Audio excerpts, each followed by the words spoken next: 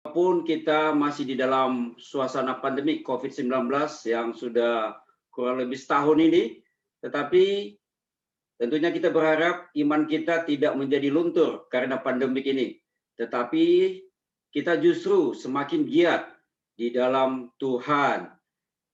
Bapak Ibu Saudara-saudari, adapun tema ataupun topik dari seminar kita pada malam hari ini adalah tentang pekerjaan Kristus dan pekerjaan setan. Seminar ini bekerja sama dengan penerbit buku-buku rohani Kristen, yaitu Yasmerin. Sebagaimana tadi kita bisa lihat tadi pada bagian awal ada sedikit informasi tentang Yasmerin, Yayasan Perpustakaan Injil. Bapak Ibu Saudara-saudari, perkenalkan, nama saya Bumantara Gani. Pada malam hari ini saya akan memandu jalannya seminar kebenaran. Marilah kita mengawali seminar ini dengan doa pembuka yang akan saya pimpin. Mari kita bersama-sama bersatu di dalam doa. Puji syukur kami ucapkan, kami panjatkan kehadiran-Mu, ya Allah Bapa kami, Allah yang senantiasa menuntun membimbing kami. Kami mengucap syukur atas kesempatan pada malam hari ini, karena kami, anak-anak-Mu, bisa berhimpun dalam seminar pekerjaan Kristus dan pekerjaan setan. Tuhan, kami mohon Engkau membimbing kami, menuntun kami di dalam mengikuti seminar pada malam hari ini. Terutama hamba-Mu yang akan menyampaikan kebenaran firman-Mu, Saudara Octavianus, kiranya Engkau senantiasa mengurapi dia, memberikan kekuatan kemampuan kepadanya untuk menyampaikan kebenaran firman-Mu. Demikian juga setiap kami yang mendengarkan, kiranya juga Engkau memberikan kepada kami konsentrasi yang penuh, hati yang terbuka untuk mendengarkan kebenaran firman-Mu pada malam hari ini. Jauhkan kuasa-kuasa kegelapan, kuasa-kuasa setan yang mau mengganggu jalannya seminar pada malam hari ini. Kami juga berdoa untuk setiap jaringan, setiap devices yang digunakan, perangkat elektronik yang digunakan melalui media Zoom ini. Engkau senantiasa membuat segala sesuatunya lancar. Demikian juga dengan peralatan laptop ataupun handphone yang kami gunakan untuk mengikuti seminar ini. Tuhan, Engkau yang senantiasa memberkatinya, sehingga tidak ada gangguan sedikit pun, sehingga kami bisa menikmati di Kau senantiasa. Terima kasih Tuhan, saudara-saudari kami yang mungkin sebentar lagi akan bergabung juga kami serahkan ke dalam tangan-Mu. Engkau juga menuntun agar mereka bisa ikut di dalam seminar ini sehingga juga bisa menikmati diri-Mu. Terima kasih Tuhan, di dalam nama Tuhan Yesus kami berdoa dan mengucap syukur. Amin. Bapak Ibu, saudara-saudari yang terkasih, seminar pada malam hari ini diselenggarakan oleh Yasmerin. Yasmerin adalah singkatan dari Yayasan Perpustakaan Injil, yaitu sebuah badan penerbitan buku-buku rohani Kristen yang bertujuan untuk memberikan makanan rohani bagi semua orang yang percaya kepada Tuhan Yesus Kristus. Supaya apa? Supaya mereka dapat bertumbuh dalam kehidupan rohani demi pembangunan tubuh Kristus. Bapak, Ibu, saudara-saudari, rangkaian seminar kita pada malam hari ini adalah sebagai berikut. Seminar akan langsung dimulai dengan presentasi dan diakhiri dengan sesi tanya jawab. Adapun pembicara kita pada malam hari ini adalah Saudara Octavianus, atau biasa dikenal dengan nama panggilan Saudara Oki. Beliau adalah seorang hamba Tuhan yang melayani di Gereja Jemaat Kristus Pekanbaru. Bapak, Ibu, saudara-saudari, sebelum kita memasuki sesi presentasi seminar pada malam hari ini, kami umumkan kepada kita semua bahwa ada sebuah account Zoom pada malam hari ini, yaitu Q&A untuk menuliskan. Jadi Bapak, Ibu, saudari bisa menuliskan apa yang menjadi pertanyaan dari Bapak dan Ibu sekalian di dalam seminar ini. Jadi Bapak Ibu bisa mengetiknya dan ditujukan ke Zoom Q&A. Nah, Bapak Ibu saudara-saudari, pada akhir sesi nanti setelah Saudara Oki menyampaikan, Kami akan membacakan pertanyaan-pertanyaan tersebut dan untuk dijawab oleh pembicara kita pada malam hari ini, yaitu Saudara Oki. Tanpa memperpanjang lagi, dengan ini kami memberikan kesempatan kepada pembicara pada malam hari ini, Saudara Octavianus. Waktu kami berikan kepada Saudara Oki.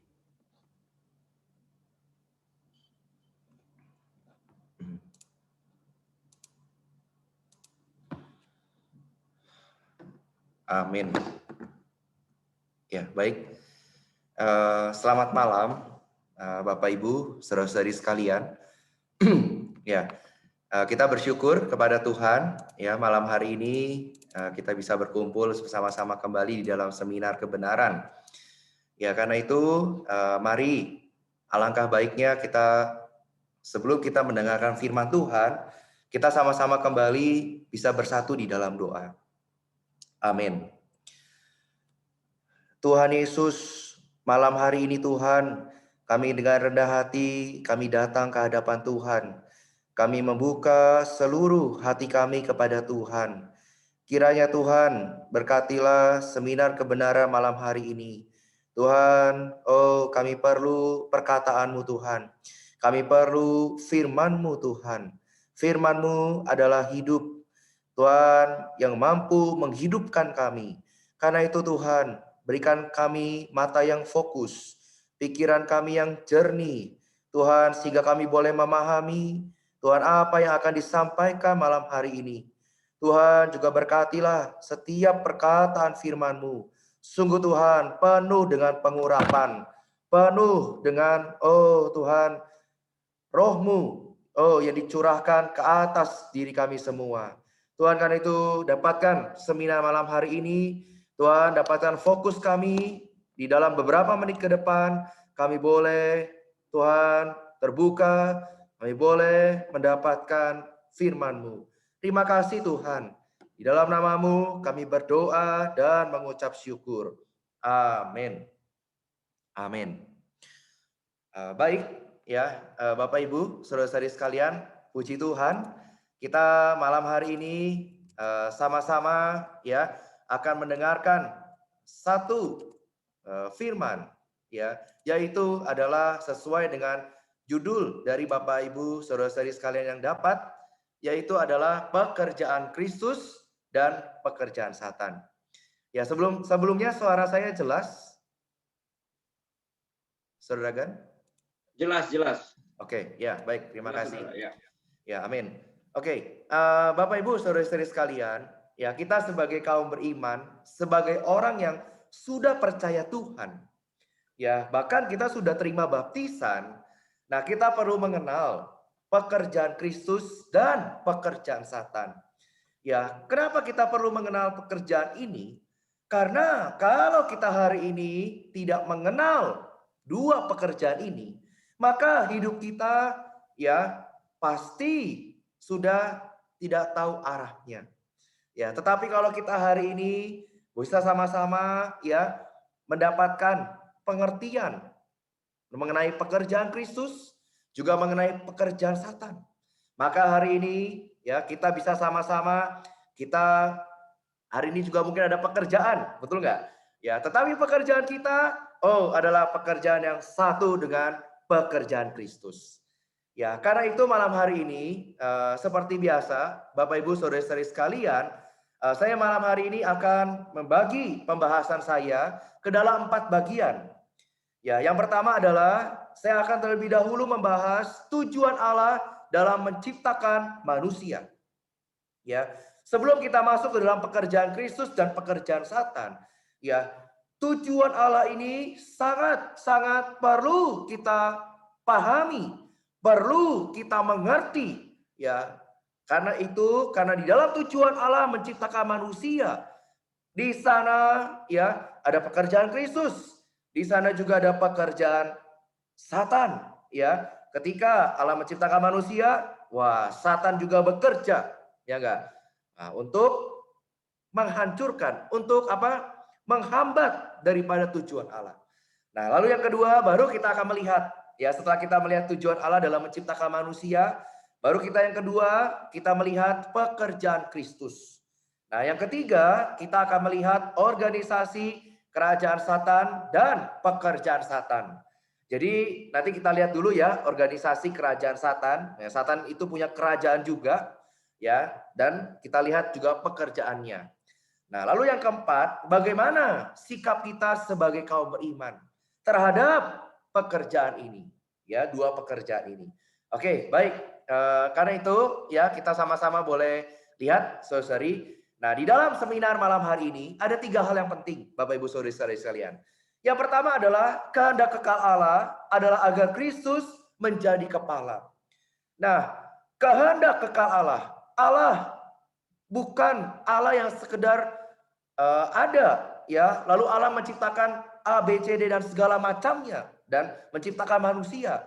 Tetapi ketika Allah menciptakan segala sesuatu, Allah memiliki kehendak. Ya enggak? Sama kayak kita hari ini. Ketika kita melakukan sesuatu, kita mempunyai kehendak. Ya, yang kuliah, yang lagi belajar, saya belajar. Kenapa? Kehendak saya adalah supaya saya bisa mendapatkan nilai yang baik. Ya, Bapak Ibu Saudara sekalian. Nah, karena itu sebenarnya kehendak kekal Allah, ya. Artinya apa? Kekal. Kekal ini dulu ada, ya, sekarang ada, sampai yang akan datang pun ada. Itu adalah kehendak kekal. Dan kehendak kekal Allah adalah supaya Kristus menjadi kepala. Nanti kita lihat ayatnya sama-sama, Bapak Ibu Saudara sekalian ya.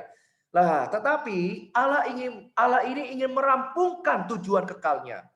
Ya, tetapi dia perlu menyelesaikan 2 masalah. Ternyata ketika Allah mau merampungkan tujuan kekalnya ini, ada 2 masalah, Bapak Ibu, saudara-saudari sekalian. Ya, masalah yang pertama adalah yang di dalam nomor 2, yaitu adalah Satan memberontak melawan Allah, ya. Lalu Allah menunjuk manusia untuk berdiri melawan Satan.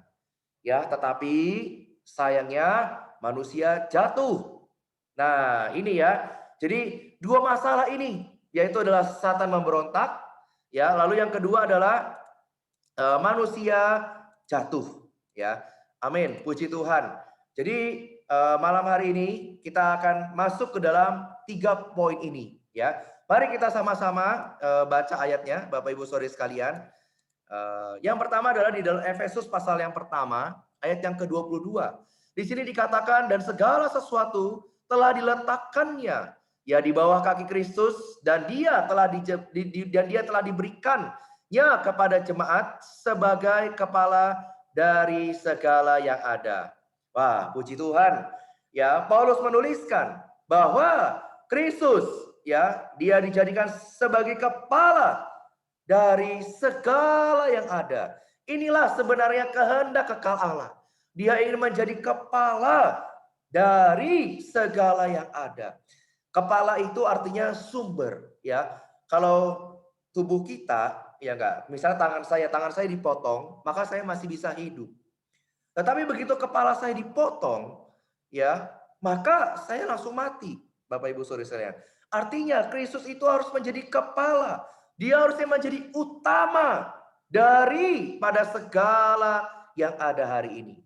Nah, tetapi sayangnya, ya, di dalam merampungkan tujuan Allah, ya, ternyata Allah menunjuk manusia untuk melawan Satan, untuk merampungkan tujuannya, tetapi sayang, manusia jatuh. Bahkan manusia itu jatuh paling dalam, Bapak Ibu Saudara sekalian. Kalau kita melihat ya, awal mula kejatuhan manusia yang paling dalam adalah waktu di dalam Kejadian pasal 11 ayat yang keempat. Ya. Nah, Bapak Ibu Saudara sekalian, Kejadian pasal 11 ayat 4 dikatakan di sini juga kata mereka, ya, marilah kita dirikan bagi kita sebuah kota dengan sebuah menara yang puncaknya sampai ke langit. Dan marilah kita cari nama supaya kita jangan terserak ke seluruh bumi. Kalau orang awam ya ketika membaca ini, wah ayat ini bagus, betul nggak? Ya manusia membangun sebuah kota, mendirikan sebuah kota, ya. Nah sebenarnya ini adalah mereka mendirikan sebuah kota, ya, dan sebuah menara, ya. Bahkan di dalam bahasa aslinya may reach unto heaven. Artinya ingin mencapai surga. Wah, ya kan. Bapak Ibu saudara-saudari sekalian, manusia ya, hari iblis mendapatkan manusia supaya manusia juga sama-sama berada di dalam pekerjaan iblis, pekerjaan Satan, yaitu adalah memberontak Allah. Ya, inilah kejatuhan manusia yang paling tinggi, ya, yaitu adalah untuk memberontak melawan Allah. Nah, karena itu Bapak Ibu saudari sekalian, kita hari ini melihat ya sama-sama mengenai pekerjaan Kristus ya dan juga pekerjaan Satan ya. Semoga kita makin boleh dibawa maju ya Bapak Ibu saudara sekalian. Wah, ya kita tidak lagi menjadi orang yang memberontak terhadap Tuhan, terhadap Allah kita ya, tetapi kita menjadi orang yang tunduk terhadap Allah kita. Mari kita masuk ke bagian yang pertama ya, yaitu adalah tujuan Allah dalam menciptakan manusia.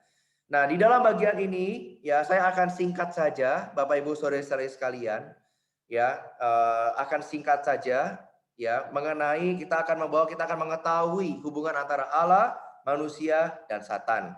Ya, karena itu tujuan Allah dalam menciptakan manusia. Nah, kita baca sama-sama, saya ambil 2 ayat di dalam Kejadian pasal 1 ayat 28. Di sini dikatakan Allah memberkati mereka. Lalu Allah berfirman kepada mereka, beranak cuculah dan bertambah banyak. Penuhilah bumi dan taklukkanlah itu. Berkuasalah atas ikan-ikan di laut dan burung-burung di udara dan atas segala binatang yang merayap di bumi. Nah, Bapak Ibu saudara sekalian, ya, Allah memberikan Adam supaya Adam sama Hawa mereka bisa beranak cucu. Mereka bisa bertambah banyak, memenuhi bumi. Tetapi bukan hanya demikian, tetapi supaya Adam menjadi orang yang punya otoritas, memiliki kekuasaan, ya enggak? Kekuasaan atas segala apa yang Tuhan ciptakan. Ya, dulu ya posisi dan otoritas ini adalah milik Satan, yaitu adalah malaikat, ya dia berkuasa. Tetapi karena malaikat itu memberontak kepada Allah, wah, maka Allah menggantikannya dengan manusia. Ya. Lalu ayat yang berikutnya adalah di dalam Kejadian pasal kedua ayat 15. Di sini dikatakan Tuhan Allah mengambil manusia itu dan menempatkannya dalam Taman Eden untuk mengusahakan dan memelihara taman itu. Ya. Nah, kata mengusahakan ya di sini artinya mengurus atau mengatur Taman Eden itu. Kata memelihara ya di sini dalam bahasa aslinya juga adalah berarti menjaga taman itu. Jadi manusia ya tadi kita lihat ya di dalam Kejadian pasal 1 ayat 18 ya manusia diciptakan untuk beranak cucu, dia juga untuk berkuasa ya. Lalu di Kejadian pasal 2 ayat 15 kita mengenal bahwa tujuan Allah menciptakan manusia supaya untuk mengurus, mengatur ya dan juga menjaga taman itu. Jadi kalau kita simpulkan dari 2 ayat tadi ya, 4 tujuan dalam menciptakan manusia. Yang pertama adalah beranak cucu. Ya, kenapa beranak cucu? Adalah supaya untuk menanggulangi kematian. Ya. Lalu kedua adalah berkuasa. Ya, berkuasa supaya apa? Untuk menanggulangi pemberontakan. Karena hari ini begitu banyak pemberontakan. Ya. Lalu yang ketiga adalah menjaga. Menjaga ini adalah untuk menanggulangi serangan. Lalu yang keempat adalah mengurus atau mengatur. Ini untuk menanggulangi keberobokan. Kalau hari ini ya manusia tidak diurus, manusia tidak diatur, maka manusia itu liar sekali Bapak Ibu. Benar nggak? Ada peraturan aja tetap liar, ya tetap dilanggar, tetap kesana kesini, betul nggak? Maka dari itu ya sebenarnya Allah sudah tahu bahwa manusia itu akan jatuh ke dalam dosa. Karena itu Allah di dalam firman-Nya ya dia tersembunyi, dia tersirat bahwa ya Allah menciptakan manusia supaya manusia itu beranak cucu, dia berkuasa, dia menjaga, mengurus atau mengatur. Memang Bapak Ibu Saudara sekalian, waktu pertama kali Allah menciptakan manusia di dalam Kejadian pasal 1 ayat 26, supaya manusia adalah supaya memiliki ekspresinya Allah. Betul nggak Bapak Ibu Saudara sekalian? Tetapi sayangnya manusia itu jatuh. Seminar yang bulan lalu kita sudah melihat mengenai manusia itu menjadi daging. Ya, manusia yang jatuh dalam dosa kehilangan kemuliaan Allah. Nah, karena itu Bapak Ibu Saudara sekalian, ya kita hari ini melihat ya bahwa manusia benar-benar memang ingin, ya Allah inginkan manusia itu sadar bahwa hari ini manusia yang jatuh itu memiliki 4 tujuan dalam menciptakan manusia. Amin, puji Tuhan. Ya, ini adalah bagian yang pertama. Ya, kita masuk ke dalam bagian yang kedua, yaitu adalah beranak cucu. Ya, lalu yang bagian yang kedua adalah pekerjaan Kristus. Amin. Nah, Bapak Ibu Saudara sekalian, kita harus ingat bahwa rencana kekal Allah ya adalah agar Kristus dimuliakan. Tadi ya di awal, agar Kristus dijadikan kepala atas segala yang ada, atas segala sesuatu.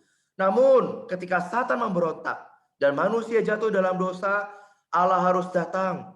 Betul nggak? Untuk menanggulangi dua masalah ini. Baru setelah itu ya, dia dapat merampungkan tujuannya. Amin. Ya. Pada mulanya memang Allah menciptakan ya manusia dengan tujuan agar manusia itu bisa menanggulangi Satan ya yang memberontak. Tentu dia untuk juga menggusur pemerintahan Satan. Tetapi sayangnya manusia tertipu, ya Hawa tertipu dan manusia juga jatuh.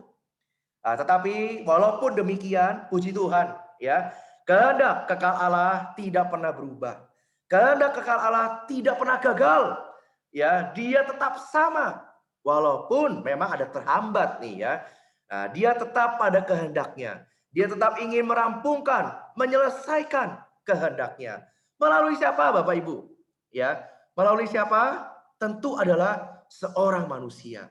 Karena tadi di awal ya, Allah mau ya, supaya manusia itu melawan Satan, ya, melawan pemberontakan Satan, menggusur pemerintahannya.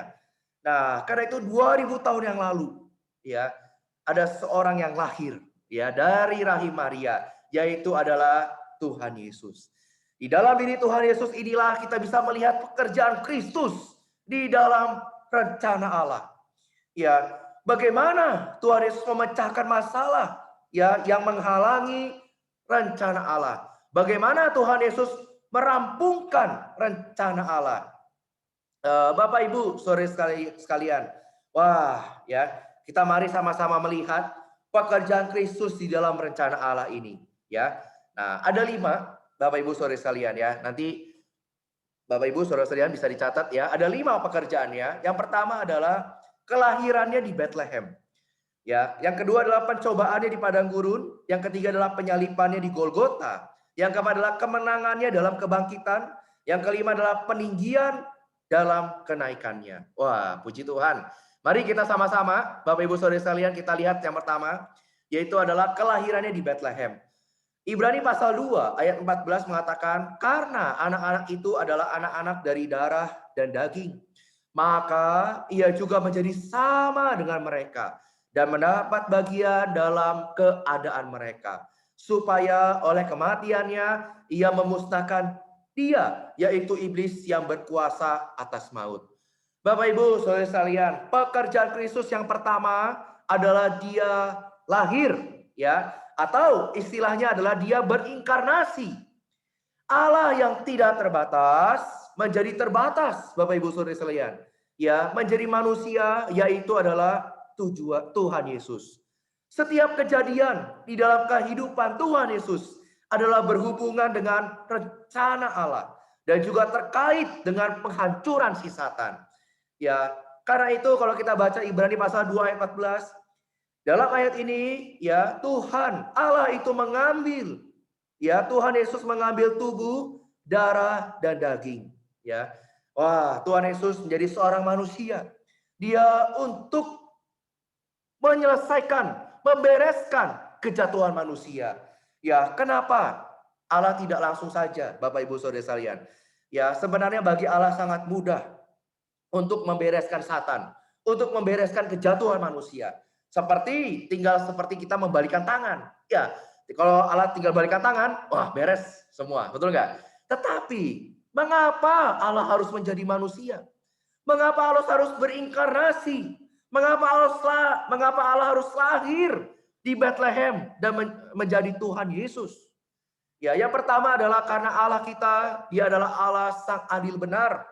Bapak Ibu Saudara sekalian, Allah sang adil benar ini, ya, kalau kita melihat sama-sama, oh, ya Dia tidak bisa main curang, betul nggak? Kalau Allah balikan tangan, beres nggak? Beres. Tetapi Satan bisa berkata, ya Allah itu curang, Allah itu tidak adil benar. Nah, ya nggak?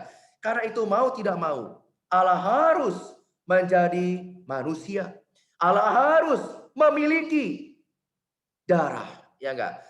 Allah harus memiliki darah dan dapat mencurahkan darahnya bagi manusia. Karena itu kalau kita baca Ibrani pasal 9 ayat 22, di sana dikatakan tanpa penumpahan darah tidak ada pengampunan. Bapak Ibu Saudara sekalian, Allah menjadi manusia, Allah yang tidak terbatas, Dia mau menjadi dibatasi. Dia merendah sampai serendah-rendahnya. Kita kalau dibatasi nggak enak, betul nggak Bapak Ibu Saudara ya? Waduh, pandemi ya kan udah setahun dibatasi, nggak boleh kemana-mana, jangan kemana-mana, nggak enak, betul nggak? Pingin keluar, pinginnya jalan-jalan, betul nggak? Ya, Allah yang tidak terbatas, Bapak Ibu, Dia mau dibatasi menjadi seorang manusia. Wah, saudara-saudari, puji Tuhan supaya Dia memiliki darah untuk mencurahkan darahnya bagi kita.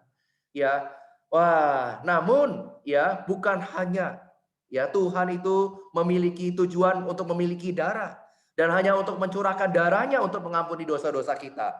Tetapi juga Tuhan juga untuk menanggulangi Satan, ya. Sekali lagi Allah ingin ya manusia yang diciptakan untuk menanggulangi Satan. Ya, puji Tuhan.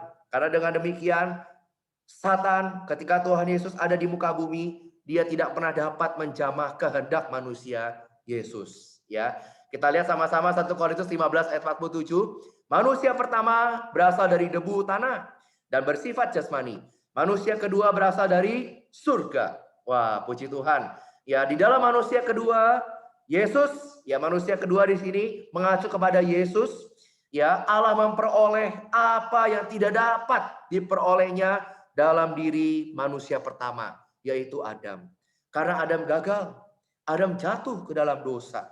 Adam tidak bisa berdiri, ya, tidak bisa menanggulangi Satan. Nah, tetapi puji Tuhan, di dalam manusia kedua, yaitu adalah Tuhan Yesus, ya, Allah mendapatkan apa yang tidak dapat diperolehnya dari manusia pertama, yaitu adalah Adam. Amin. Mari sama-sama saudari kita lihat ya. Lalu yang kedua, pekerjaannya itu yang kedua adalah pencobaannya di padang gurun. Setelah Tuhan Yesus dibaptis ya oleh Yohanes Pembaptis, lalu Roh Kudus itu membawa Tuhan ya ke padang gurun. Nah, lalu di sana iblis datang untuk mencobai Tuhan ya. Nah, kita akan bahas 3 pencobaan ini bersama-sama ya. Yang pertama adalah pencobaan mengubah batu menjadi roti. Ini kita semua sudah kenal tentu ya. Kita perhatikan Bapak Ibu Saudara sekalian. Di sini lalu datanglah si pencoba itu dan berkata ya kepadanya, "Jika engkau anak Allah, perintahkanlah supaya batu-batu ini menjadi roti." Tetapi Yesus menjawab, "Ada tertulis, manusia hidup bukan dari roti saja, tetapi dari setiap firman yang keluar dari mulut Allah." Saudari Bapak Ibu Saudara sekalian, ya, Satan di sini ingin Tuhan Yesus itu ya mengambil posisi menjadi anak Allah dan bukan manusia. Karena itu Satan bilang, "Jika engkau anak Allah." Wah, ya kan?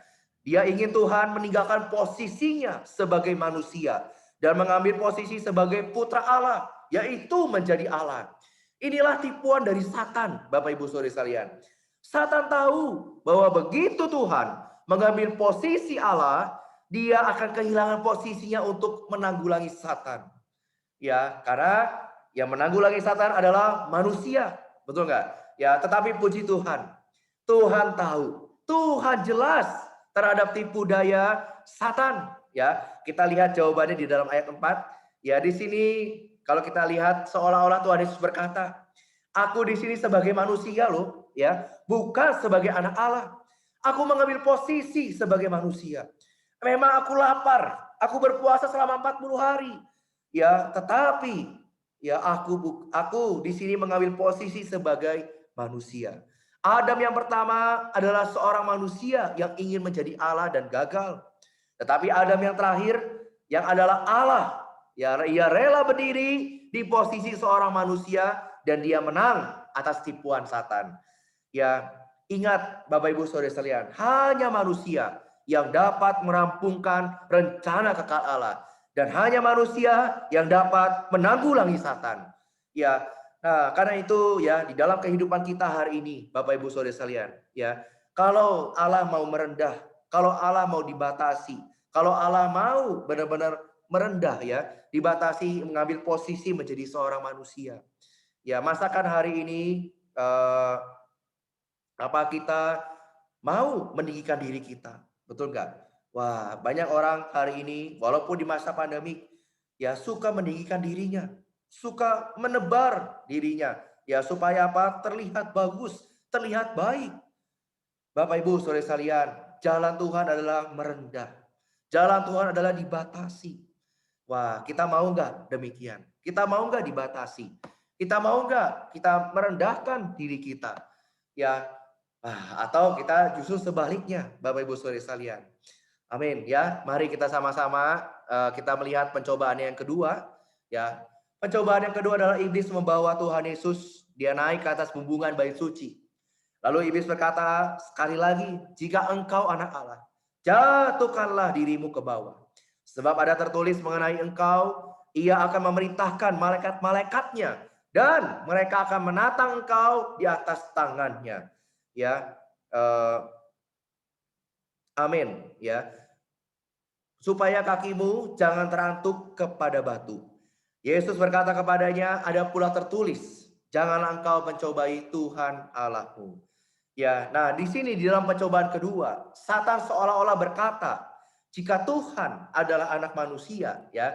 Tadi di pencobaan pertama Tuhan bilang, saya ini manusia, betul nggak? Nah, karena itu Satan mencobai Tuhan lagi. Jika Tuhan adalah anak manusia yang berkenan kepada Allah, maka ya Tuhan itu harus dapat melompat turun dari bumbungan bait suci. Allah pasti akan melindungi Tuhan. Ya, Satan mencoba untuk sepenuhnya memisahkan Tuhan dari Allah. Ya, dia dengan begitu ya dia dengan kuat berdiri di posisi seorang manusia. Ya, tetapi Tuhan tidak akan mencobai Allahnya. Tuhan Yesus tidak pernah mencobai Allahnya. Kalaupun waktu itu Tuhan jatuh, Tuhan menjatuhkan dirinya, ditolong nggak? Pasti ditolong, ya enggak? Tetapi dia tidak mencobai Allahnya. Kenapa? Karena Tuhan tahu bahwa dia adalah orang yang bersatu dengan Allah. Tuhan tidak meragukan Allah. Ya, Tuhan karena tidak ragu, ya karena itu Tuhan tidak menerima saran Satan untuk mencobai Allah. Bapak Ibu, saudara-saudara sekalian, ketika seseorang tidak memahami kehendak Allah, maka ada pencobaan itu datang. Mengapa? Kenapa? Karena ketika kita tidak tahu apa-apa, maka kita akan mencoba apa saja. Betul nggak? Kita nggak tahu apa-apa, maka kita akan mencoba apa saja. Betul nggak? Ya, sama seperti anak kecil. Ya, saya punya anak, ya kan. Dia nggak tahu ini kotor, ini bersih. Yang penting semua masuk mulut dah, ya kan. Entah ini udah steril apa belum. Pokoknya saya mau coba itu dalam mulut saya. Karena dia nggak tahu apa-apa. Bapak Ibu saudara sekalian, kita kaum beriman, orang Kristen, kita perlu benar-benar memahami kehendak Allah. Kita perlu benar-benar mengerti jelas kehendak Allah. Kalau tidak, kita menjadi orang yang mencobai Tuhan. Ya, kita jadi orang yang meragukan Tuhan kita. Saudari, Tuhan berdiri di atas posisinya manusia. Dia tidak ragu terhadap Allah. Karena dia tahu dia dengan Allah adalah satu. Dia tidak terpisah. Allah, Satan mau memisahkan dia, ya, mau memisahkan Tuhan dan Allah, ya enggak? Tetapi di sini Tuhan tidak ragu. Dia percaya dia adalah orang yang bersatu dengan Allahnya. Karena itu dia tidak mau mencobai Allah. Ya, maka dari itu semoga ya melalui firman, kita baca firman Tuhan, oh kita berdoa kepada Tuhan, Tuhan aku mohon ya supaya aku benar-benar jelas kehendak Allah. Ya, nggak boleh kabur, jangan bayang-bayang, jangan kehendak Allah cuma hanya mengerti sebagian. Ya, setiap hal yang terjadi, ya atau setiap hal yang kita lakukan, ya, oh kalau kita tidak memahami kehendak Allah, kita bisa menjadi orang yang mencobai Allah kita. Ya, amin, puji Tuhan. Karena itu, ya pencobaan yang pertama, Satan mencoba untuk Tuhan untuk meninggalkan posisinya sebagai manusia. Pencobaan yang kedua, Satan mencoba untuk meragukan apakah Tuhan bersatu dengan Allah. Amin, ya. Ini puji Tuhan, pekerjaan Tuhan Yesus dia tidak ragu. Dia tetap percaya, ya. Amin. Kita lanjutkan pencobaan yang ketiga. Pencobaan yang ketiga di dalam Matius pasal 4 ayat 9 sampai 10, ya. Ini di mana iblis memperlihatkan segala sesuatu kepada Tuhan. Satan memperlihatkan segala sesuatu kepada Tuhan.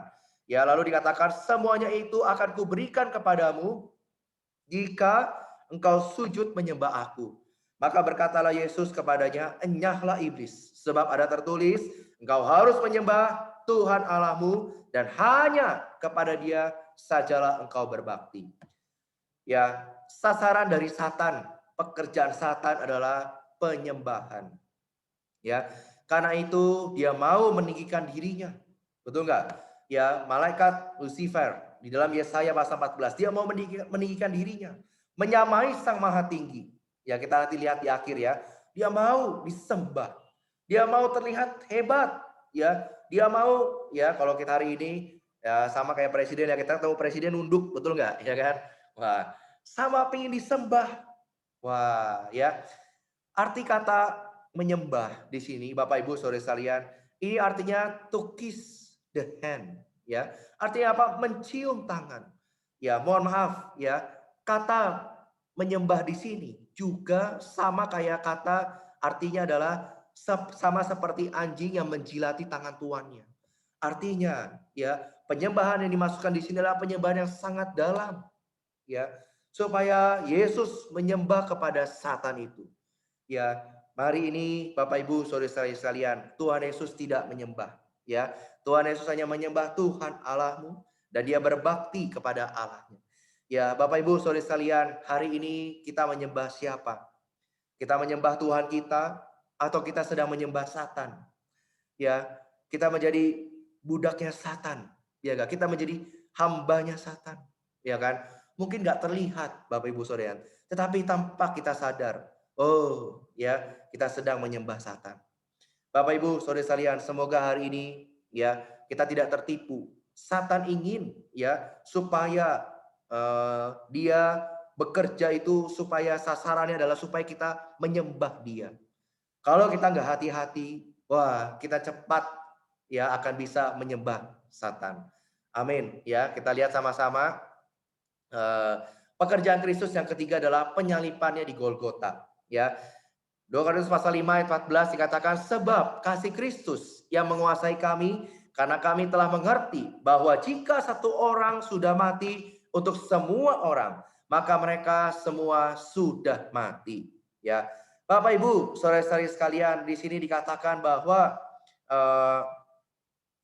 apa yang dikerjakan Tuhan, ya, ketika Tuhan menjadi manusia, dia itu menjadi wakil dari semua manusia dan mencangkup semua manusia. Karena dia mencangkup semua manusia yang jatuh ke dalam dosa, ya, dia mengalami hukuman Allah. Ketika dia disalibkan di kayu salib dan menumpahkan darahnya, ketika itu, ya, ketika dia mati di kayu salib, ya, semua manusia di dalam Adam juga mati. Termasuk kita yang di dalam Adam adalah juga mati. Kristus telah mati menggantikan kita, menderita hukuman mati bagi kita semua. Maka di dalam pandangan Allah kita semua sudah mati. Ya. Nah, inilah ayat yang Paulus katakan, ya. Jika satu orang sudah mati untuk semua orang, maka mereka semua sudah mati. Ya, artinya apa? Kita sudah mati, ya, bagi dunia. Kita sudah mati, bukan lagi milik dunia. Kita sudah mati ya terhadap Satan. Ya, kita bukan lagi milik Satan. Betul nggak? Ya, karena itu ya kita milik daripada Tuhan sendiri. Ya, mengenai penyalipannya di Golgota, ya ini Yohanes pasal 3 ayat 14 dikatakan, dan sama seperti Musa meninggikan ular ya atau ular tembaga di padang gurun, demikian juga Anak Manusia harus ditinggikan. Bapak Ibu Saudara sekalian, kalau kita melihat kisah daripada ular tembaga ya di dalam kitab Keluaran ya yang ditinggikan oleh Musa, ya makna tembaga adalah dalam Alkitab adalah makna sebagai makna penghakiman, ya. Berarti ini menunjukkan adalah penghakiman Allah. Ya, ini adalah makna dari Kristus disalibkan, ya. Ular tembaga ini tidak memiliki racun ular, tetapi dia mengalami penghakiman. Dia ditinggikan, ya, di atas tiang. Ya, karena itu kalau kita berjumpa dengan simbol ini, kita sering berjumpa di apotik-apotik, ya. Ya, ini adalah sebuah simbol ketika bangsa Israel bersungut-sungut kepada Tuhan, Allah mendatangkan ular tedung, mematuk ya banyak orang Israel yang bersungut-sungut kepada Tuhan. Tetapi karena Musa berdoa, maka Allah menyuruh Musa tinggikan ya ular tembaga di padang gurun. Setiap orang yang memandang ya kena patuk ular tedung, memandang tongkat ini ya tiang ini yang ada ular tembaganya, maka orang itu sembuh dari racun ular. Ya, Bapak Ibu Saudara sekalian, ini adalah benar-benar makna ya benar-benar dari Kristus yang tidak memiliki racun ular, ya tidak memiliki dosa, ya, tapi dia mengalami penghakiman, ya supaya kita ya hari ini bisa diselamatkan, ya, amin, puji Tuhan, ya, ia menanggung dosa manusia, namun memang di dalam 2 Korintus pasal 5 ayat 21 ia sendiri tidak mengenal dosa. Amin, puji Tuhan. Ya, lalu yang keempat adalah kita berbicara pekerjaan Kristus mengenai kemenangannya dalam kebangkitan. Ya, di dalam Yohanes pasal 11 ayat ke-25, Tuhan berkata, "Akulah kebangkitan." Ya. Bapak Ibu Saudara sekalian, apa itu kebangkitan? Apa itu kebangkitan, Bapak Ibu Saudara sekalian? Kebangkitan adalah apa yang mengalahkan kematian dan apa yang tidak dapat dikalahkan kematian. Ya, apa yang mengalahkan maut dan apa yang tidak dikalahkan, apa yang tidak dapat dikalahkan oleh maut, ya. Nah, Bapak Ibu Saudara sekalian, kita melihat ya melalui kematian Tuhan menghancurkan iblis ya yang memiliki kuasa maut dan membebaskan manusia dari perbudakan melalui kebangkitan. Wah, puji Tuhan. Ya, kalau kita melihat ya, nanti kita lihat apa sih artinya maut. Ya, maut kita sudah bahas di dalam seminar yang lalu. Maut adalah kelemahan, ya enggak? Nah, kita lihat sama-sama ayatnya dulu. Ya, ini ayat yang tadi, Ibrani pasal 2 ayat 14 dan 15. Ya, supaya oleh kematiannya ia memusnahkan dia, yaitu iblis yang berkuasa atas maut. Dan supaya dengan jalan demikian ia membebaskan mereka yang seumur hidupnya berada dalam perhambaan. Tuhan adalah kebangkitan, Bapak Ibu Saudara sekalian. Karena itu maut tidak dapat menumbangkan Tuhan kita. Allah maut tidak dapat menahan dia. Ya, ketika Tuhan mati di atas kayu salib, ya dia langsung masuk ke dalam alam maut. Tetapi alam maut tidak bisa menahan dia. Pada hari yang ketiga Tuhan bangkit, ya kan? Tuhan berada di dalam kemenangan, ya kan? Hari ini ya banyak orang diperbudak kepada maut. Ya, maut adalah sebuah kelemahan, ya Kak. Banyak orang Kristen lemah memuji Tuhan. Banyak orang Kristen lemah di dalam persekutuan dengan Tuhan. Banyak orang Kristen lemah di dalam doa. Bapak Ibu Saudara sekalian, mari ya kita sama-sama kita hari ini punya Kristus.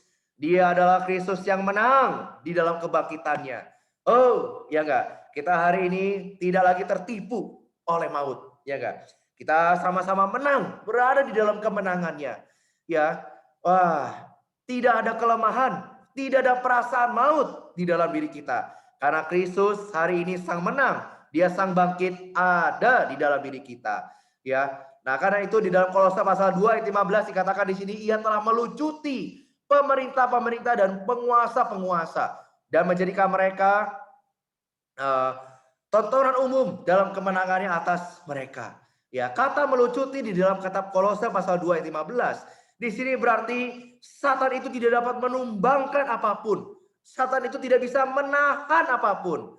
Ya, pada mulanya kalau kita baca kitab Kejadian, ular ya, Allah berkata, kamu makannya adalah debu, makanan kamu adalah debu, ya enggak? Apa itu debu? Debu adalah manusia yang diciptakan oleh Allah. Tetapi sekarang setelah Tuhan mati dan bangkit, oh hayatnya yang adalah hayat kebangkitan. Hayat kebangkitan ini tidak ada hubungannya lagi dengan debu. Karena itu melalui kematian Kristus ya manusia yang adalah debu itu dikuburkan. Inilah alasan mengapa Satan itu sangat membenci baptisan, Bapak Ibu Saudara sekalian. Ya, kalau kita baca kitab Roma pasal 6, Bapak Ibu Saudara, kita akan melihat ya arti kata baptisan. Baptisan itu artinya kita dikuburkan bersama dengan Tuhan. Ya. Oh, baptisan menandakan penguburan. Segala sesuatu di dalam Adam itu dikuburkan. Ya, dan dengan demikian Satan tidak lagi memiliki makanan lagi untuk dimakan. Ya. Wah, puji Tuhan ketika seseorang dibaptis, masuk ke dalam air, dia dikuburkan. Dan ketika mereka keluar dari air, wah, mereka yang telah bangkit dari air baptisan adalah orang-orang yang dalam kebangkitan. Hari ini siapa kita, Bapak Ibu Saudara sekalian? Kita adalah orang-orang dalam kebangkitan, ya enggak? Kita bukan lagi debu, ya. Satan tidak lagi memiliki otoritas atas kita. Ya, karena kita apa? Kita sudah menerima percaya, kita juga sudah menerima baptisan.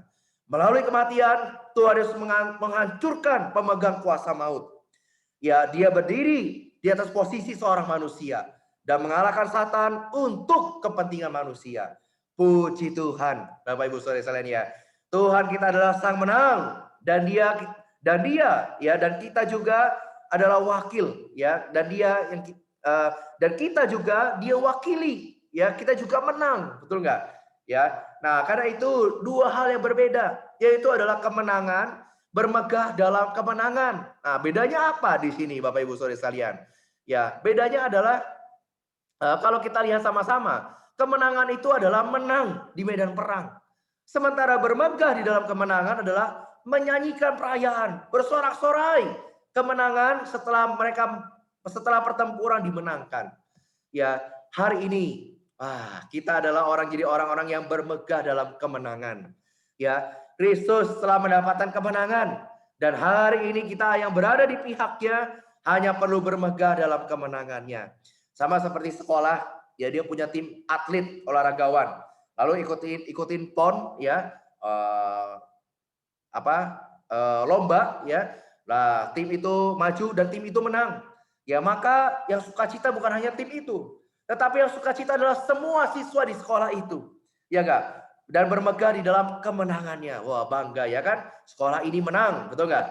Karena itu setelah kita melihat bagaimana pekerjaan Kristus di atas kayu salib, Bapak Ibu, dan bagaimana kebangkitannya, ya inilah, dan bagaimana kemenangannya. Mari kita sama-sama tidak lagi tertipu oleh namanya maut. Ya, kita tidak lagi tertipu oleh namanya perasaan lemah. Aku nggak bisa apa-apa Tuhan. Aduh, aku udah lagi lemah. Aku udah nggak selera lagi. Bapak Ibu, saudara-saudari sekalian, singkirkan segala hal maut, ya enggak? Kita punya Kristus sang menang, ya. Oh, kita perlu kembali ke dalam Kristus di dalam kita. Ya, amin, puji Tuhan. Lalu pekerjaan yang kelima, yaitu adalah peninggiannya dalam kenaikan. Nah, di dalam Efesus pasal 1 ayat 20 sampai 22, di sini kita melihat ya, ketiga ayat ini ya menyebutkan kebangkitan dan kenaikan Tuhan. Ketika Tuhan naik, dia melampaui semua musuhnya. Hari ini Tuhan menempati posisi yang tertinggi. Ya, dia bukan hanya bangkit, Bapak Ibu, tetapi dia juga naik, ya enggak? Karena itu dia menempati posisi yang sangat tinggi. Musuh tidak dapat lagi menjamahnya. Kenaikan ini menandakan pendiriannya yang menang dan kenaikannya ini mendatangkan posisi yang baru. Ya, kita tentu tahu bahwa surga bukan bagian dari wilayah musuh atau si Satan. Ya, dan Satan juga tidak dapat menjamah wilayah ini sama sekali.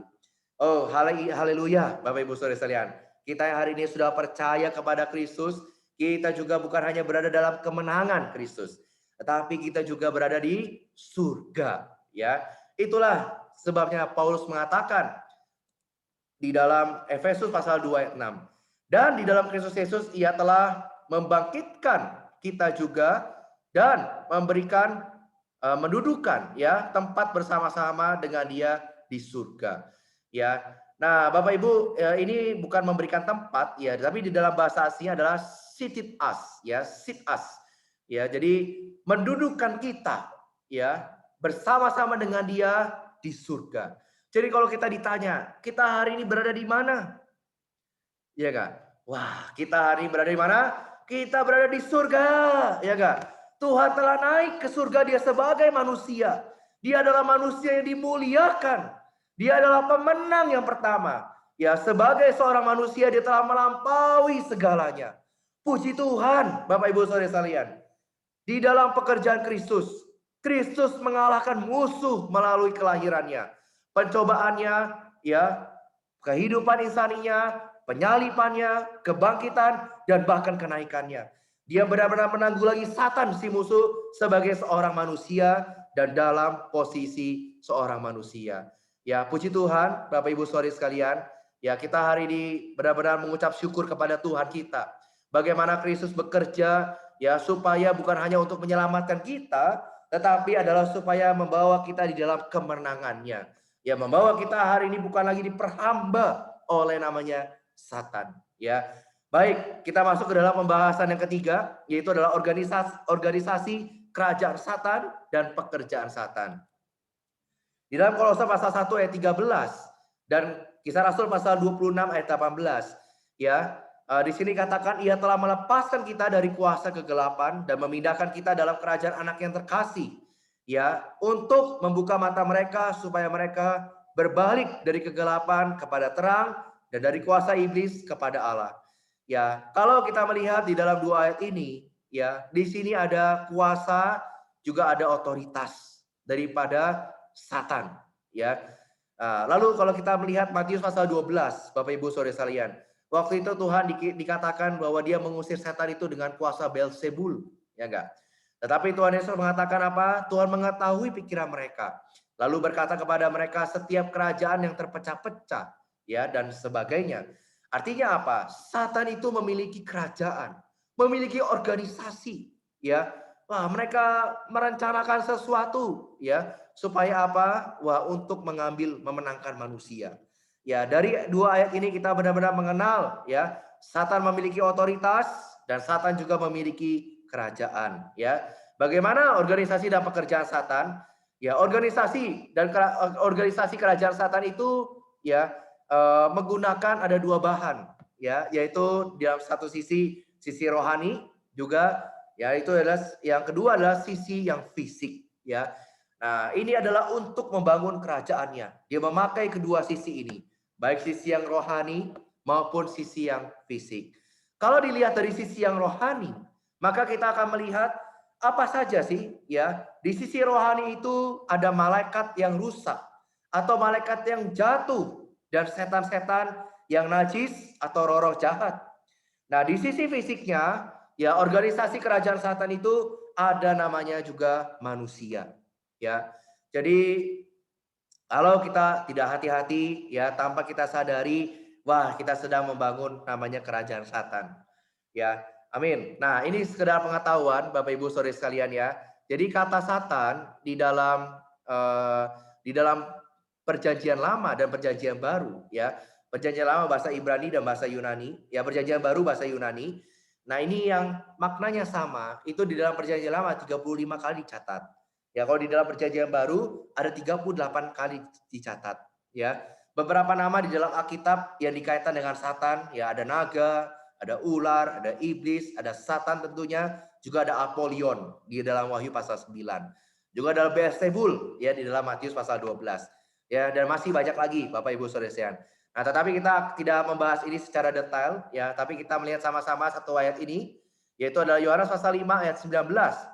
Dikatakan di sini seluruh dunia berada di bawah kuasa si jahat. Bapak Ibu Saudara sekalian, Satan menciptakan sebuah sistem di mana supaya manusia itu masuk ke dalam sistem ini, ya. Apa nama sistem ini? Sistem ini adalah namanya dunia, ya.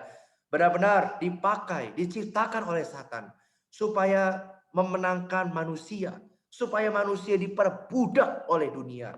Karena itu ya, hari ini manusia ya manusia termasuk di dalam kekuasaannya. Jadi kalau kita hari ini memang kita tinggal di dunia, tetapi kita bukan bagi dunia. Dan posisi kita bukan di dunia. Posisi kita ada di surga, ya. Baik, kita sama-sama melihat sasaran kerajaan Satan. Ya, di dalam pertama sasarannya adalah ya tadi kita membaca pencobaan Tuhan Yesus, ya dia ingin adalah menjadi yang maha tinggi. Ya di Yesaya pasal 14 ayat 14. Lalu di Taman Eden, ia ingin menjadi seperti Allah. Karena itu dia bilang sama Hawa, kalau kamu makan buah ini, kamu akan menjadi seperti Allah. Ya. Nah, di padang gurun, ya yang tadi kita baca, Satan ingin disembah. Ya, di dalam bait ia ingin menjadi Allah. Ya, ini mengacu kepada waktu itu Antikristus, ya, berdiri di atas bait suci, ya enggak? Nah, kalau kita melihat sasaran ini, ya, sasaran Allah itu nggak pernah berubah, ya enggak? Dia konsisten, Bapak Ibu Saudara sekalian. Dia mau untuk menjadi Allah. Dia mau tetap disembah sebagai Allah. Ya, wah, karena itu ya, kalau kita melihat di seminar bulan lalu, ya, kita melihat bagaimana Satan merusak manusia di dalam Kejadian pasal 6 sampai Allah menyesal ya telah menjadikan manusia karena manusia telah menjadi daging. Bahkan sampai Kejadian pasal 11 yang tadi kita baca, Satan menghasut banyak manusia yang diciptakan Allah untuk bersama-sama memberontak melawan Allah dengan membangun menara Babel dan membuat nama bagi diri mereka sendiri. Ya, Bapak Ibu, saudara-saudari sekalian, ya. Bahkan juga kita lihat di Mesir, ya Satan menggunakan Firaun menganiaya bangsa Israel, memperbudak bangsa Israel, menyusun bangsa Israel.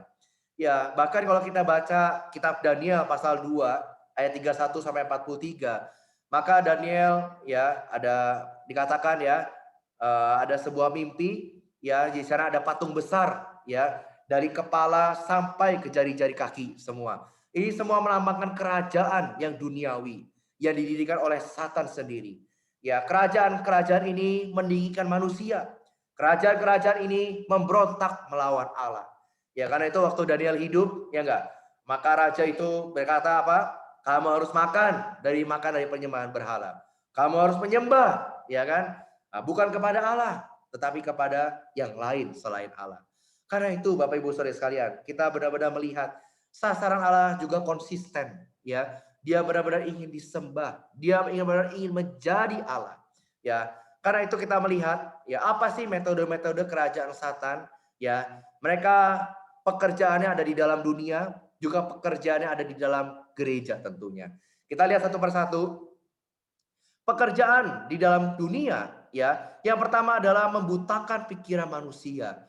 Dalam 2 Korintus pasal 4 ayat 4, di sini dikatakan orang-orang yang tidak percaya, yang pikirannya telah dibutakan oleh ilah zaman ini, sehingga mereka tidak melihat cahaya Injil tentang kemuliaan Kristus yang adalah gambaran Allah. Hari ini ya, kalau kita tidak hati-hati, pikiran kita bisa dibutakan. Wah, kita benar-benar tidak lagi bisa melihat dengan jelas siapakah Allah kita. Wah, kita bisa benar-benar melihat, kita benar-benar bisa tidak jelas mengenai kehendak Allah. Dibutakan. Tetapi terhadap dunia, kita jelas. Betul nggak?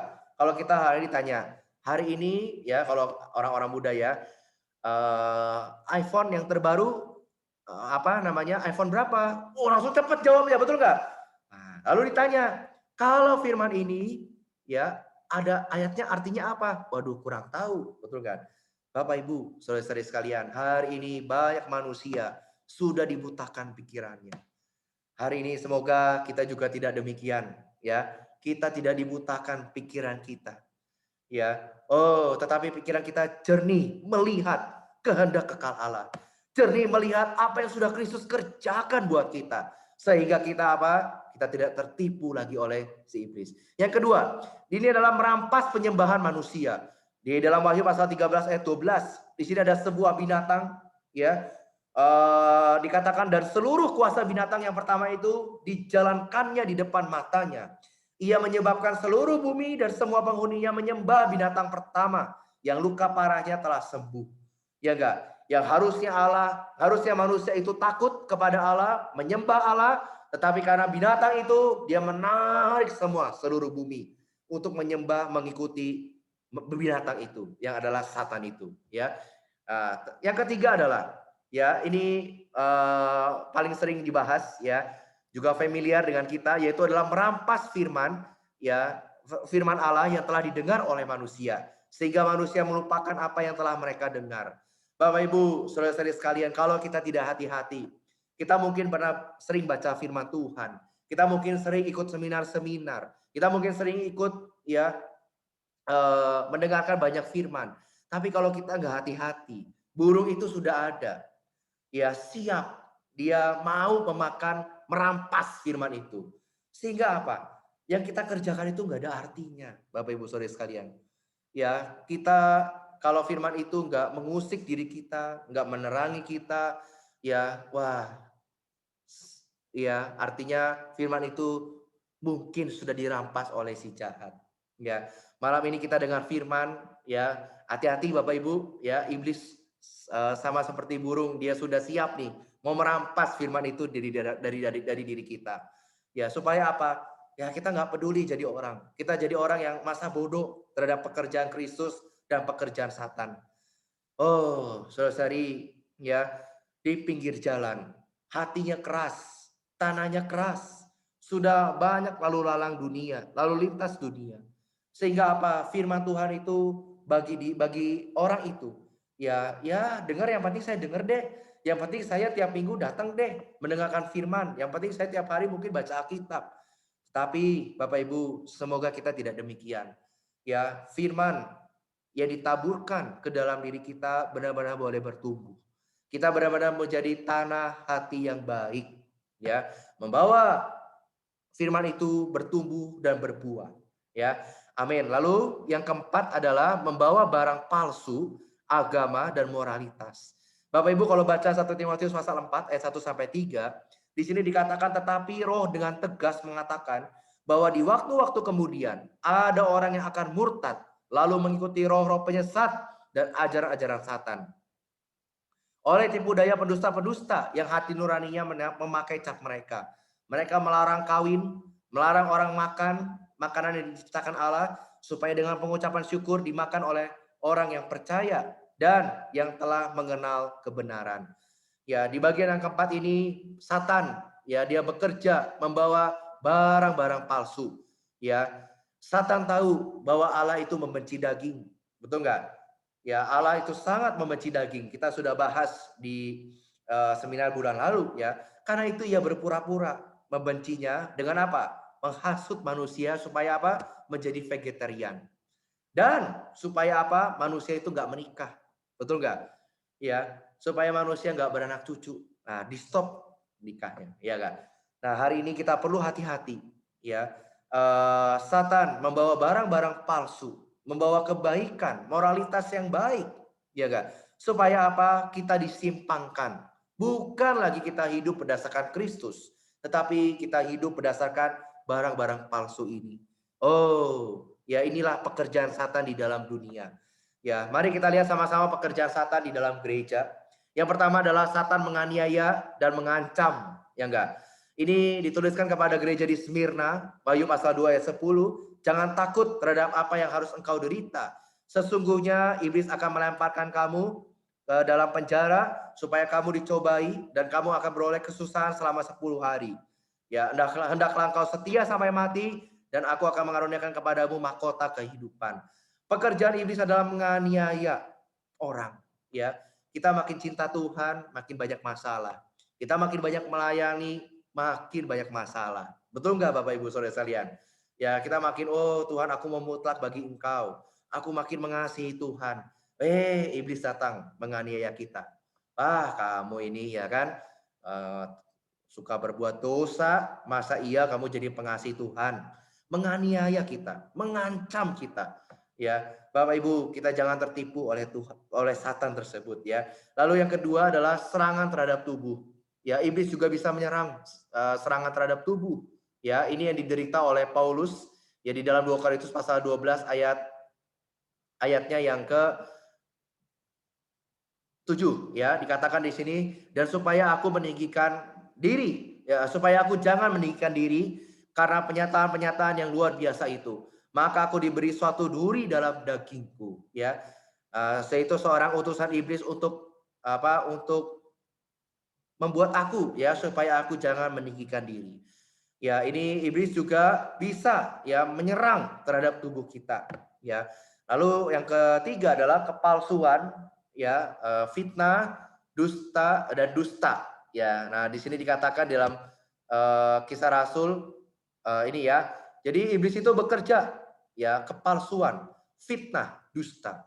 Hari ini ya kalau kita nggak hati-hati, kita bisa berkata palsu. Kita bisa berkata fitnah. Fitnah itu apa, Bapak Ibu Saudara sekalian? Fitnah itu ketika kita menambahkan suatu bumbu terhadap perkataan kita. Kita mendengar berita dari si A, kita tambahkan bumbu A, ya, bumbu B. Ya, kita menjadi orang fitnah. Ya, wah, apa namanya?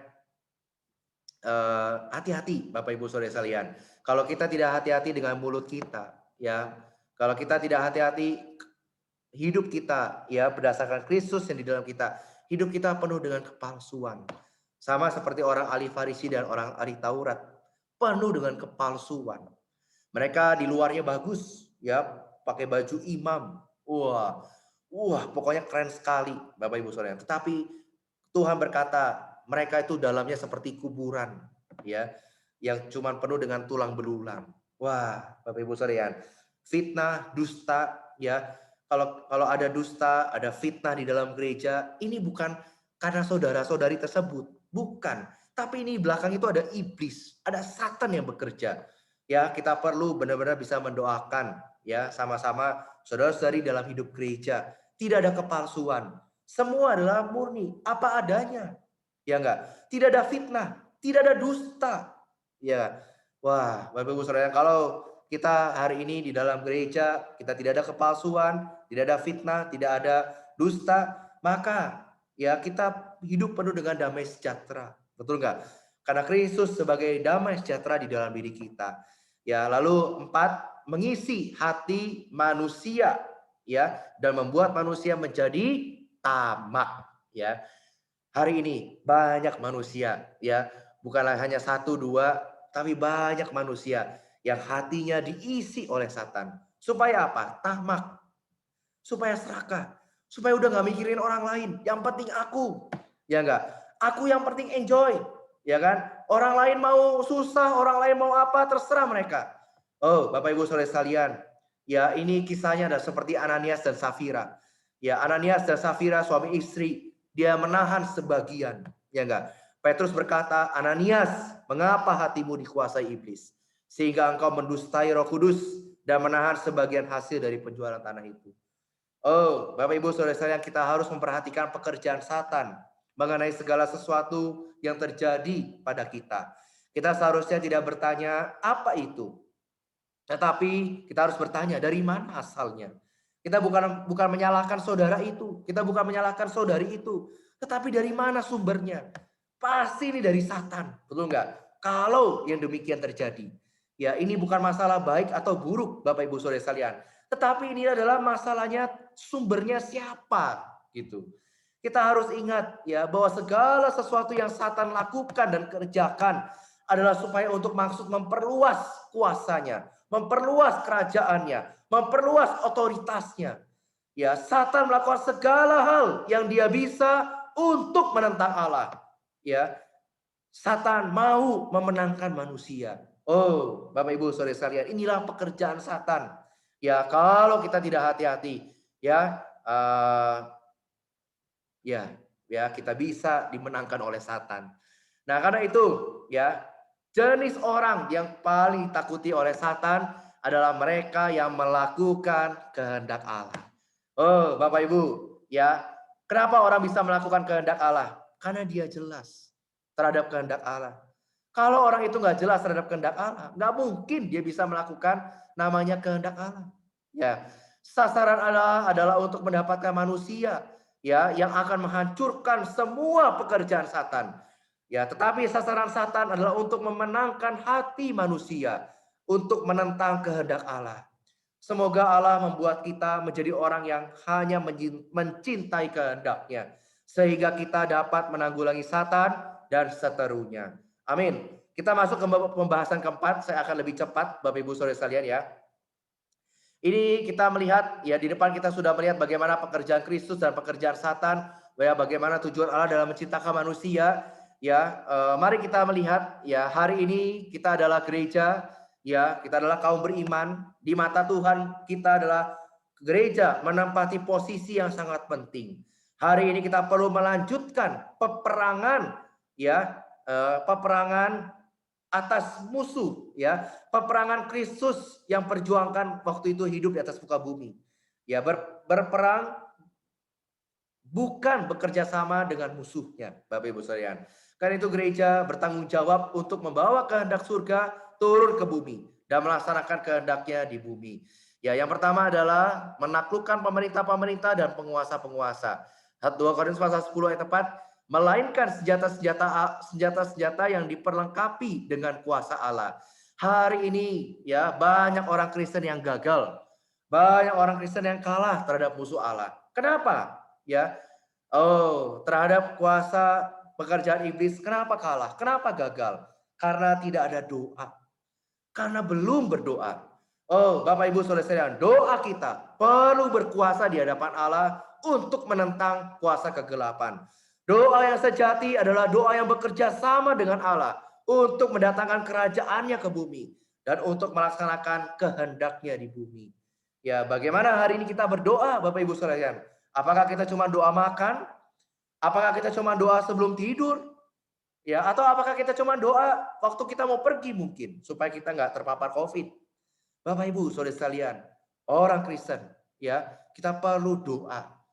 Doa menaklukkan pemerintah-pemerintah dan penguasa-penguasa. Amin, puji Tuhan. Ya, lalu yang kedua, ya, kita kaum beriman, ya, tanggung jawab kaum beriman ini terhadap dua pekerjaan ini perlu memberitakan Injil. Inilah kehendak Allah supaya semua orang diselamatkan dan memperoleh pengetahuan yang penuh akan kebenaran. Ya, setiap orang, ya, bukan hanya sekelompok orang. Ya, banyak orang hari ini adalah tawanan Satan, Bapak Ibu Saudara sekalian. Tetapi Allah ingin kita menangkap orang-orang ini melalui Injil dan memenangkan mereka kembali supaya mereka kepada Allah. Ya, ketika Allah memenangkan satu orang, maka Satan kehilangan satu orang. Ya, orang yang tidak membuka mulut dan tidak bersaksi bagi Allah telah gagal menegakkan kehendak Allah. Ya, hari ini berapa banyak kita memberitakan Injil, berapa banyak kita rindu mendapatkan jiwa-jiwa baru, berapa banyak kita membuka mulut untuk Injil, Bapak Ibu Saudara sekalian. Semoga Tuhan membelas kasihani kita. Ya, kita menjadi orang yang melalui mulut kita bukan ada dusta, bukan fitnah, ya, bukan kepalsuan, tapi melalui mulut kita ada Injil yang keluar. Ya, puji Tuhan. Amin. Lalu yang ketiga, mengusir setan-setan, ya. Mengusir setan-setan di sini di dalam Yakobus pasal 4 ayat 7 dikatakan, ya, kita perlu tunduk kepada Allah dan kita perlu melawan iblis. Sama Satan kita tidak boleh pasif, Bapak Ibu Saudara sekalian. Sama Satan kita perlu melawan iblis. Tetapi yang pertama-tama bukan langsung lawan iblis, ya enggak? Kita perlu menjadi orang yang hidupnya tunduk kepada Allah. Ya, tunduk itu artinya kita enggak memberontak sama Tuhan. Kita enggak memberontak sama Allah. Kita menjadi orang yang amin Tuhan, ya, atas setiap kehendak kekalmu. Ya, amin. Puji Tuhan, kita menjadi orang yang aktif melawan iblis. Ya, ini bukan kita datang kepada orang kerasukan lalu kita usir, bukan. Tetapi hari ini iblis ada di sekitar kita, Bapak Ibu Saudara sekalian. Kalau kita tidak hati-hati, ya, kita pasif, wah, ya kan, iblis seperti singa yang mengaum-ngaum. Itu yang Petrus katakan. Dia siap menelan orang yang dapat ditelannya. Amin. Puji Tuhan, ya. Kaum beriman harus menaati kehendak Allah dengan mutlak, ya. Ya, amin. Yang keempat, ya, kaum beriman mutlak menaati kehendak Allah, ya. Ini bukan masalah baik atau buruk, ya, tetapi masalah kehendak Allah atau bukan, ya. Allah membawa kita melalui banyak ujian, ya enggak? Karena Dia ingin kehendaknya tergenap, bukan, ya, karena Dia kejam, Bapak Ibu sekalian. Tetapi Allah hari ini sedang menguji kita lagi dan lagi untuk melihat untuk apa kita hidup hari ini. Untuk siapa kita hidup hari ini. Bapak Ibu, saudara sekalian ya. Namun bagi kita hanya ada satu Allah saja, yaitu Bapa yang daripadanya berasal segala sesuatu yang untuk Dia kita hidup. Amin. Ya, semoga hari ini kita hidup bukan bagi dunia. Kita hidup bukan ya bagi ini ya, bukan bagi Satan, bukan bagi pekerjaan Satan, bukan bagi kerajaan Satan. Tapi kita hidup benar-benar hari ini adalah hidup bagi dan untuk Dia. Amin. Yang kelima, ya, tidak dimiliki oleh dunia. Yohanes pasal 17 ayat 16, Tuhan berkata, mereka bukan dari dunia, sama seperti aku bukan dari dunia. Bapak Ibu, saudara sekalian, kita bukan berasal dari dunia. Ya, kita berasal dari Allah. Setiap orang yang sudah percaya dilahirkan kembali, kita berasal dari Allah. Ya, ketika kita bukan dari dunia ini, maka Satan tidak akan memiliki tumpuan di dalam kita. Ketika kita buka dari dunia ini, kita akan bebas dari kuasa Satan.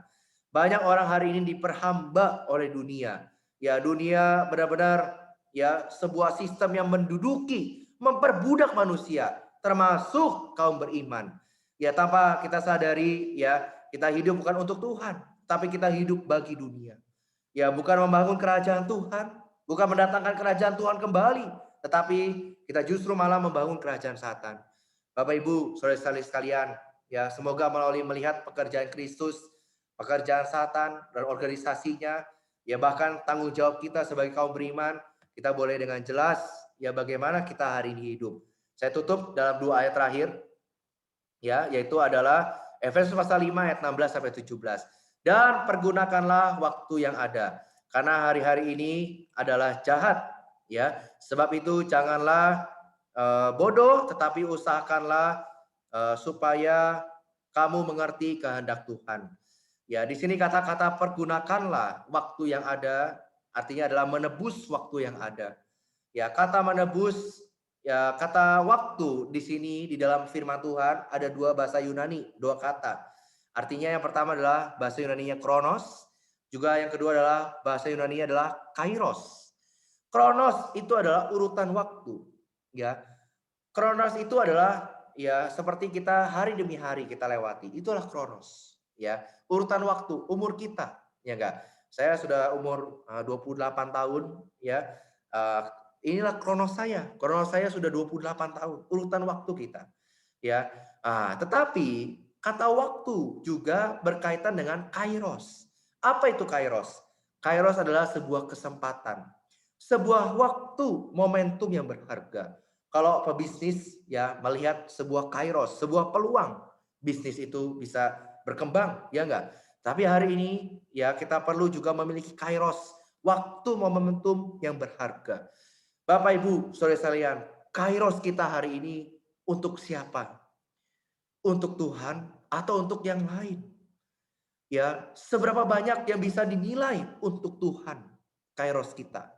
Semoga kita memiliki banyak kairos, waktu-waktu yang berharga bagi Tuhan. Ya, kita perlu benar-benar menebus waktu. Jangan bodoh, ya enggak? Jangan kita enggak mengerti kehendak Allah. Ya, tetapi dikatakan usahakanlah, ya. Usahakanlah supaya kita mengerti kehendak Allah. Amin. Puji Tuhan. Ya, semoga malam ini kita benar-benar mengerti kehendak Allah, ya. Kita benar-benar mengerti pekerjaan Satan dan pekerjaan Kristus, ya. Sehingga kita tidak lagi tertipu. Sehingga kita hari ini menjadi orang yang bekerja sama dengan Kristus. Amin. Puji Tuhan. Ya, saya tutup di dalam doa. Nah, setelah itu saya kembalikan kepada MC. Amin. Mari kita berdoa. Tuhan, kami bersyukur kepadamu Tuhan buat firman yang sudah disampaikan malam hari ini. Tuhan, Engkau sudah membukakan kepada kami bagaimana Tuhan kami bersyukur kepadamu. Tuhan, Engkau bekerja dengan luar biasa. Tuhan, untuk memenangkan kami, untuk mendapatkan kami, supaya kami Tuhan, bagi Tuhan hari ini. Tuhan, kami juga tidak mau tertipu oleh Satan. Tuhan, sungguh Tuhan, kami mau melaksanakan tanggung jawab kami sebagai kaum beriman, sebagai Amin. gereja. Oh Tuhan Yesus, jagalah penghidupan Kristiani kami Tuhan. Kami benar-benar memiliki penghidupan doa yang kuat di dalam kehidupan kami. Tuhan Yesus, terima kasih Tuhan. Berkatilah kami semua yang sudah mendengarkan firman malam hari ini. Dalam namamu kami berdoa. Haleluya. Amin. Puji Tuhan. Amin. Puji Amin. Tuhan. Ya, baik. Saya serahkan kembali kepada Saudara Gan ya untuk memandu selanjutnya. Amin. Puji Tuhan. Terima kasih kepada Saudara Oki yang telah menyampaikan kebenaran firman Tuhan. Amin. Malam ini.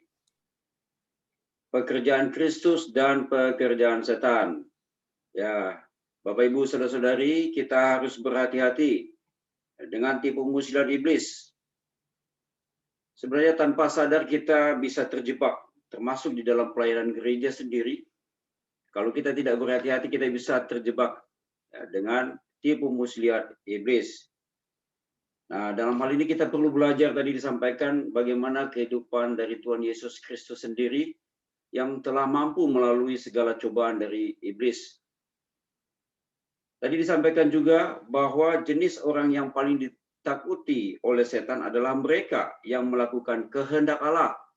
Marilah kita menjadi orang-orang yang menjalankan kehendak Allah, sehingga kita tidak terjebak dalam tipu muslihat dari setan. Mari kita juga menggunakan waktu-waktu yang ada untuk senantiasa berada di dalam Kristus. Baik Bapak Ibu, saudara-saudari, kalau ada yang ingin ditanyakan, silakan diketik dan dikirimkan ke Yaspirin Q&A. Nanti selanjutnya akan dijawab oleh Saudara Oki. Silakan Bapak Ibu kalau ada yang mau bertanya, ataupun langsung juga boleh kalau mau. Ya silakan, kalau ada mau disampaikan langsung juga silakan di unmute, lalu bisa ditanyakan langsung. Namun kalau juga ingin melalui kolom chat Yaspirin Q&A, silakan dikirimkan kepada kami.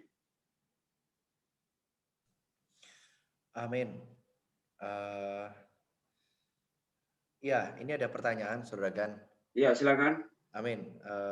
Ada yang bertanya, di sini dikatakan dalam kitab Ayub, pasal 1 ayat 6, ada rapat kealahan di surga.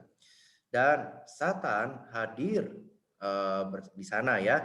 Nah, bagaimana saudara mengatakan bahwa Satan tidak dapat masuk ke surga ya? Mohon pencerahannya. Nah, amin. Amin. Ya, betul ya. Nah, saat itu ya kalau kita lihat sama-sama ya, betul di situ adalah ada rapat daripada anak-anak Allah ya, yang adalah malaikat-malaikatnya, ya kan? Nah, kalau kita melihat di sini ya, setelah malaikat itu ya memberontak melawan Allah, lalu Satan itu dihukum bahkan divonis ya. Namun di dalam hikmat dan kedaulatannya, memang Allah belum melaksanakan penghakimannya, Bapak Ibu Saudara sekalian. Ya, Allah masih memberi iblis waktu terbatas, ya. Iblis waktu terbatas untuk melakukan segala sesuatu untuk memenuhi ya beberapa keperluan yang negatif, ya. Nah, karena itu di sini kita melihat ya bahwa memang ya kita melihat 2000 tahun setelah masa Ayub, yaitu setelah Yesus Kristus dia mati di atas kayu salib, ya dia menghancurkan iblis, ya hak iblis untuk memasuki kehadiran Allah itu belum diambil daripada dia, ya. Nah, jadi kita melihat bahwa hari ini, ya kalau kita melihat hari ini haknya iblis itu, ya memang waktu itu ada rapat kealahan dan Allah mengundang iblis itu ya untuk ikut rapat itu. Karena Allah bangga terhadap Ayub ya, karena Ayub itu adalah baik ya enggak. Amin ya. Jadi Allah mau membanggakan ya Ayub. Nah, tetapi melalui iblis ya Allah mengundang di dalam rapat itu ya. Jadi ya memang hari ini iblis tidak bisa memang tidak bisa menjamah surga, dan iblis itu bukan tempatnya di surga. Ya, karena hari ini iblis itu ada di angkasa, ya kan? Dan dia dan surga itu lebih tinggi daripada di angkasa. Ya, karena itu ya malam hari ini kita perlu dengan jelas ya bahwa waktu Tuhan Yesus dia mati di atas kayu salib, dia menghancurkan iblis. Tetapi penghakiman ini belum total ya, belum semaksimal. Nanti ketika kita kaum beriman menjadi pemenang, ya kita sudah membahas di seminar-seminar sebelumnya di tahun lalu, ya para pemenang ini adalah mencampakkan iblis itu ke atas muka bumi. Ya, nah karena itu puji Tuhan ya. Jadi demikian ya. Memang betul iblis itu diundang Allah untuk rapat ya, karena Allah mau membanggakan Ayub ya. Nah, tetapi itu hanya sekali itu saja. Ya, tetapi sisanya ketika Kristus berada dalam kemenangan, dia setelah memperoleh kebangkitan, dia di surga. Wah, ya kan. Dia benar-benar menjadi orang yang menang ya. Dia benar-benar menjadi orang yang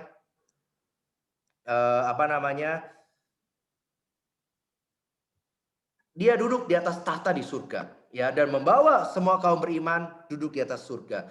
Memang jadi posisi kita benar-benar di surga ya. Seharusnya orang Kristen tidak bisa dijamah oleh iblis karena iblis posisinya ada di angkasa ya. Jadi ini memang adalah suatu kasus khusus karena memang sengaja Allah mengundang malaikat yang jatuh ini untuk membanggakan Ayub ya. Amin, puji Tuhan. Amin. Amin. Terima kasih Saudara Oki. Nah, silakan lagi Bapak Ibu, saudara-saudari yang lain, kalau ada sesuatu yang ingin ditanyakan kepada pembicara kita malam hari ini, silakan diketik dan kirimkan ke account Yasprin Q&A, atau boleh langsung berbicara juga, nggak apa-apa, lebih bagus juga. Silakan kami berikan kesempatan. Amin. Ya, ini ada lagi. Ada lagi? Ya, silakan Saudara Oki. Ya, ini mohon penjelasan mengenai Allah Tritunggal. Jadi kalau kita nanti bahas Allah Tritunggal bisa panjang ya. Nanti mungkin bisa di seminar-seminar selanjutnya ya. Tetapi singkatnya adalah Allah kita itu tiga ya. Kata Tritunggal memang tidak ada di dalam firman Alkitab ya, di dalam kata-kata di dalam Alkitab. Tetapi ya Allah itu ada Allah Bapa, Putra dan Roh. Ya, kita tahu dari mana? Tentu dari firman Tuhan, ya enggak? Bahkan ketika Allah menciptakan manusia, ya di Kejadian pasal 1 ayat 26, di sana dikatakan kita. Ya, baiklah kita menjadikan manusia menurut gambar dan rupa kita. Ya, jadi Allah itu memang tiga, tetapi Allah itu juga adalah satu, ya. Allah Bapa, Allah Putra dan Allah Roh. Dia tidak terpisahkan. Dia satu, ya. Tetapi di dalam fungsi mereka berbeda, ya. Allah Bapa sebagai sumber, ya. Allah Putra, ya, dia Allah Putra, dia adalah seorang yang sebagai saluran, ya, sebagai jalan, ya enggak. Lalu Allah Roh adalah sebagai salurannya. Nah, ini mungkin pembahasannya mungkin agak panjang ya. Nanti boleh sama-sama kalau itu bisa hubungin saya secara pribadi melalui WhatsApp. Nah, kita ada waktu kita bisa bicarakan sama-sama. Amin. Ya. Lalu yang ketiga ya, salah satu tujuan penciptaan manusia adalah beranak cucu. Terus bagaimana bila ada orang yang tidak diperkenakan untuk punya anak, apakah tujuan penciptaannya tidak utuh? Nah, ini kalau memang ada orang ya, sepasang suami istri yang tidak diperkenakan untuk punya anak, ya ini bukan berarti penciptaannya tidak utuh, tujuan penciptaannya bukan ya. Tetapi ini memang segala sesuatu itu Tuhan sudah atur ya, yang terbaik, ya kan? Karena anak itu adalah belas kasih Tuhan. Ya, jadi bukan berarti kalau dia tidak memiliki anak, maka tujuannya tidak utuh, tidak, ya kan? Karena tujuan Allah menciptakan manusia itu bukan hanya beranak cucu, tapi ada 4 tadi ya. Beranak cucu, dia juga adalah menjadi orang yang mengatur, berkuasa, dia juga mengurus. Jadi demikian, ya. Jadi bukan berarti tujuan penciptaannya tidak utuh, tidak ya. Tuhan mengatur segala situasi itu ya kepada orang kaum berimannya adalah baik adanya karena dia memiliki satu tujuan. Ya, tujuannya adalah supaya kembali lagi ya, kehendak kekal Allah adalah supaya Kristus menjadi kepala. Amin. Puji Tuhan. Amin. Ya, silahkan saya kembalikan lagi. Ya. Amin. Baik, masih ada lagi Bapak Ibu, saudara-saudari?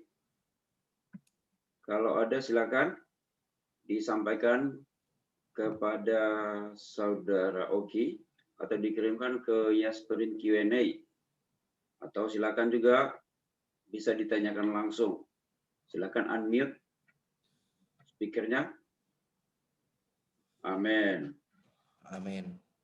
Ya, tadi juga disampaikan beberapa poin ya yang perlu kita perhatikan untuk bisa kita mengalahkan setan, dan tanggung jawab kita sebagai orang beriman adalah kita tidak boleh putus-putus berdoa.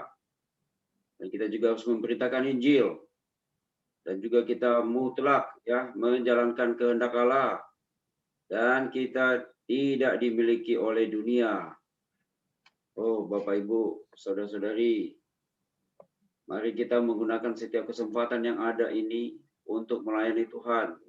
Kita harus merebut kesempatan. Kita jangan terjebak dengan tipu muslihat setan. Amin. Amin. Silakan Bapak Ibu, saudari. Masih ada?